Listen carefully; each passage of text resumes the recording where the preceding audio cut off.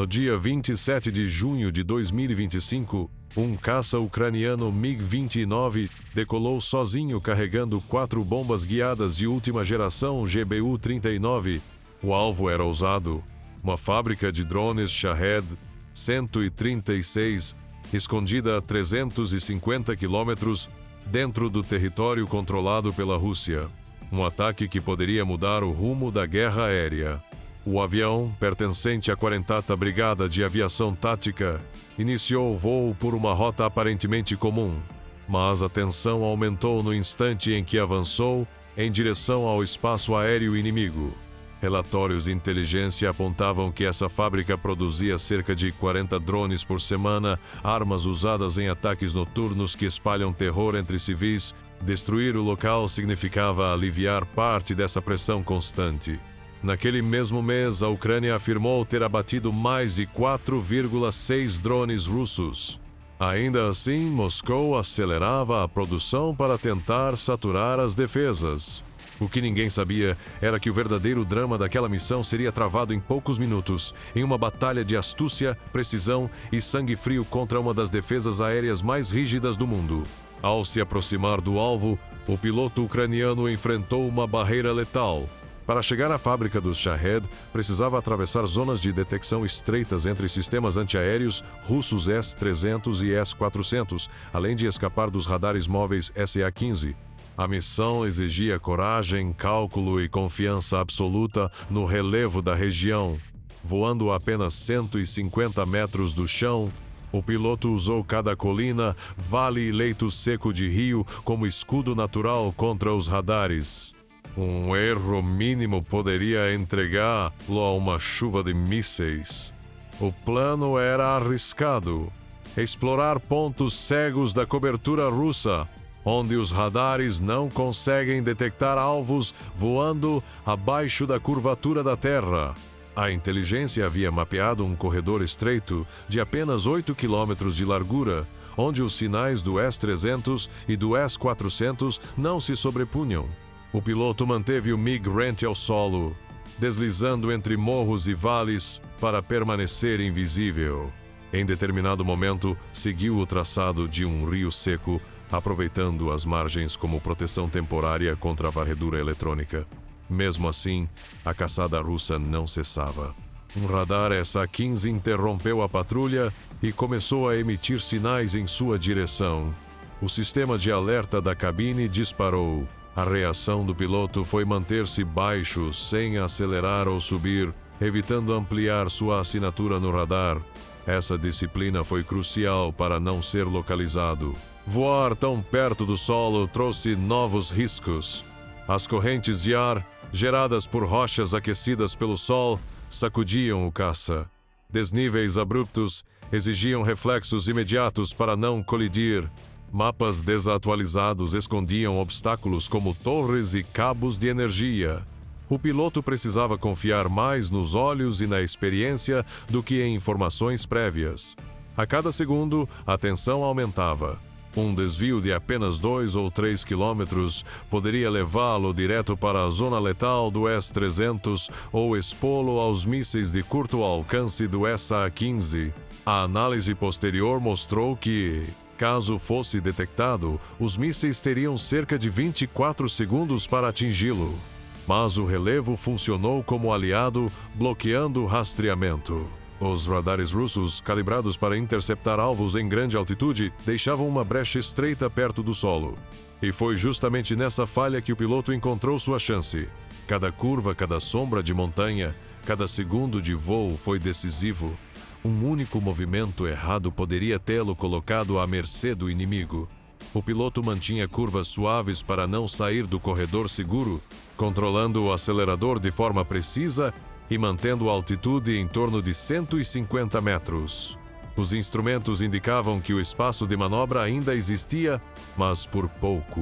Relatórios posteriores confirmaram que os radares S-400 tinham dificuldades em detectar alvos abaixo de 240 metros naquela distância, oferecendo ao ucraniano uma margem mínima, porém crucial.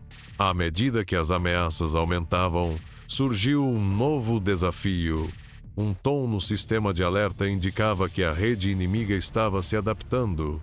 A tripulação de um SA-15 provavelmente havia percebido a vulnerabilidade do corredor e intensificava as varreduras.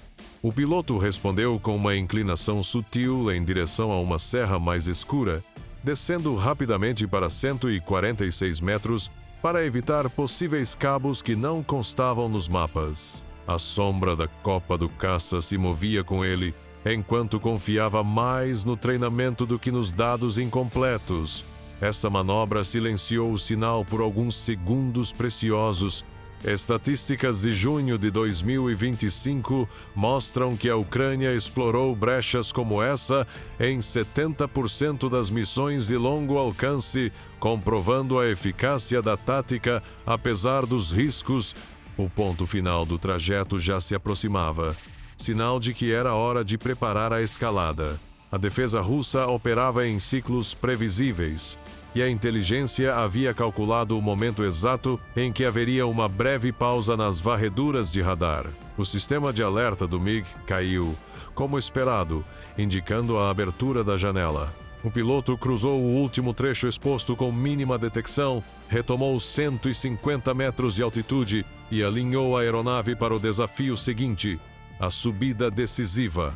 Até aquele instante, todas as escolhas haviam protegido o momento crucial: enfrentar um verdadeiro muro eletrônico e mecânico. Mas havia outro obstáculo dentro do próprio avião. O MiG-29, de fabricação soviética, precisava sustentar bombas modernas de origem americana, exigindo que fiação antiga suportasse tecnologia de ponta. 45 minutos antes de o caça chegar ao alvo, um elaborado plano de distração já estava em andamento. Jatos ucranianos Su-24 haviam disparado mísseis anti-radar e equipes de guerra eletrônica inundavam o espaço aéreo com sinais falsos. O objetivo: abrir uma janela de apenas 90 segundos para que o MiG solitário pudesse subir e liberar as bombas. Não se tratava de força bruta, mas de inteligência enganar uma das redes de defesa mais avançadas do mundo. Ao obrigar radares a desligarem temporariamente e ao desviar a atenção para uma falsa ameaça, a Ucrânia criava uma rara oportunidade de atacar uma fábrica de drones Shahed-136 localizada a 350 quilômetros dentro do território inimigo. Cada movimento era calculado para explorar os hábitos previsíveis da defesa russa. O estratagema começou com o Su-24, lançando mísseis HARM contra radares próximos a regiões como Tomak. Esses mísseis não precisavam destruir os equipamentos. Bastava forçar os operadores a desligarem ou ajustarem os sistemas. Cada pausa temporária já comprometia o ritmo da rede de defesa. Enquanto isso, as unidades de guerra eletrônica criaram falsos ecos de radar, simulando uma grande formação aérea vinda do noroeste. Esse ataque fantasma arrastou sensores e patrulhas russas para longe da rota real, no sudeste. Relatórios posteriores confirmaram que comandantes russos chegaram a reposicionar baterias móveis SA-15 para proteger o setor errado, abrindo a passagem para o MiG, que ainda contava com combustível suficiente para 21 mil quilômetros de voo. Mesmo avançadas, as defesas russas operam em padrões previsíveis, e isso pode ser explorado. Quando um radar pausa para verificar um sinal, outro precisa compensar, criando breves momentos de vulnerabilidade.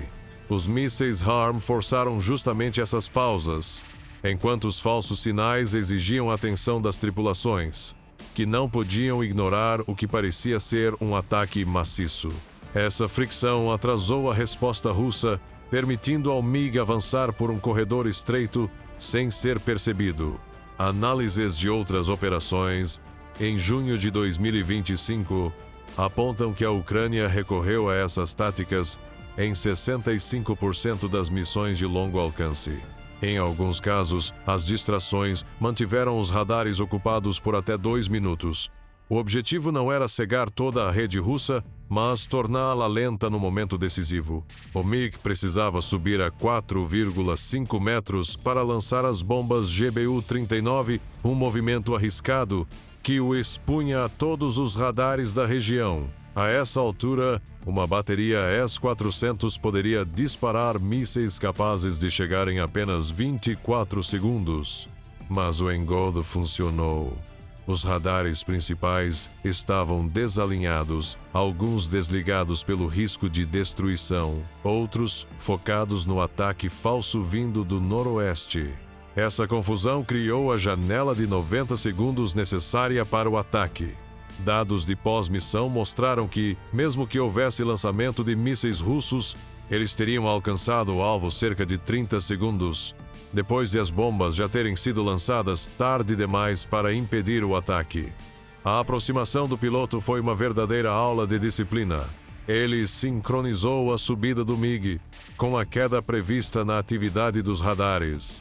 As equipes de guerra eletrônica coordenaram seus sinais para atingir o pico exatamente no momento em que os mísseis do Su-24 atingiam seus alvos, maximizando a confusão.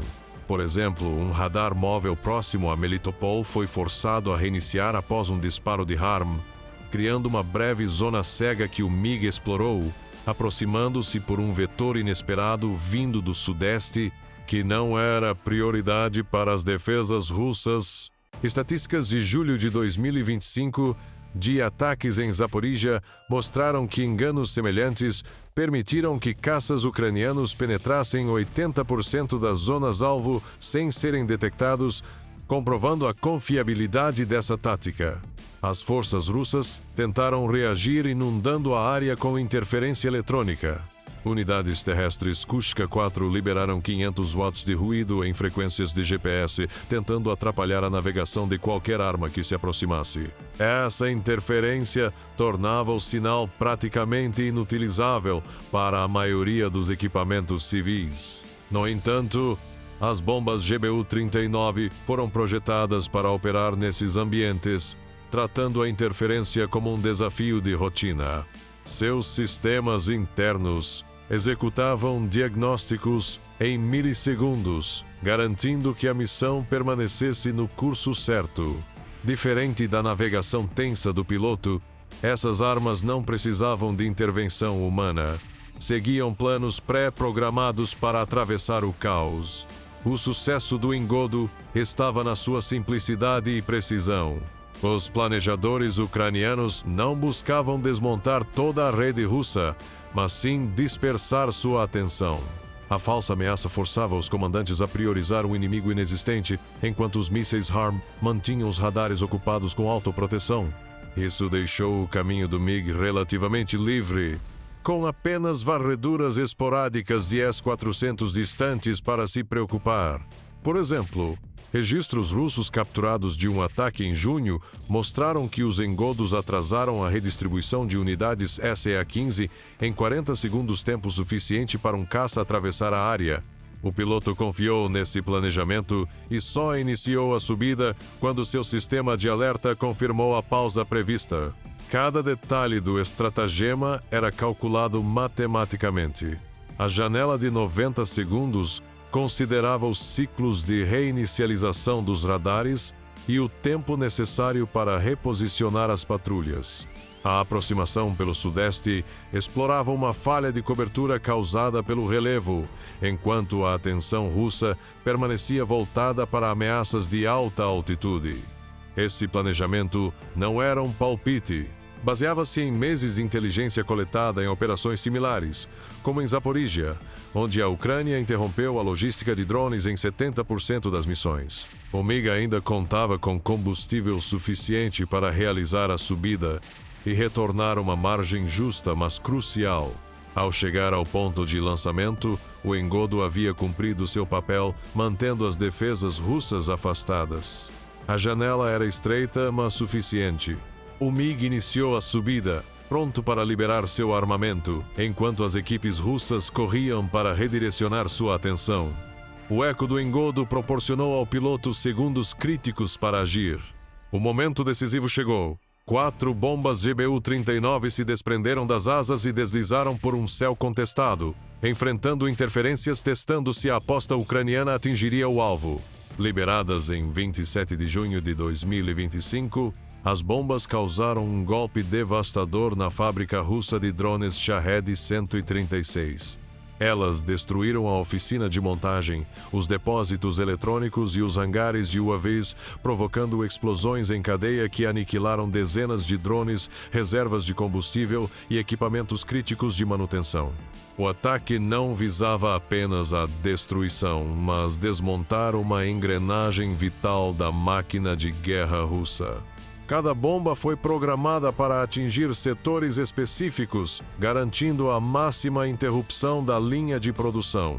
O caos resultante deixou a instalação em ruínas, com explosões secundárias ampliando os danos. A Ucrânia enviou uma mensagem clara: nenhum alvo está fora do alcance. A primeira GBU-39 atingiu o salão principal de montagem, perfurando o teto reforçado em um ângulo de 68 graus, liberando o caos internamente. Essa entrada precisa maximizou a pressão da explosão dentro do prédio, destruindo mesas de trabalho onde técnicos instalavam pilotos automáticos e circuitos nos fuselagens dos Shahed 136. A onda de choque deformou vigas de aço e espalhou destroços pelo chão, tornando o salão inutilizável. O dia 27 de junho representou uma vitória tática e um vislumbre de uma guerra onde a criatividade e a precisão da Ucrânia redesenham o campo de batalha. E foi isso que o conflito do século XXI trouxe hoje, oferecendo uma análise detalhada e atualizada, apoiada por especialistas militares e políticos. Se você gostou deste vídeo, não esqueça de curtir e se inscrever.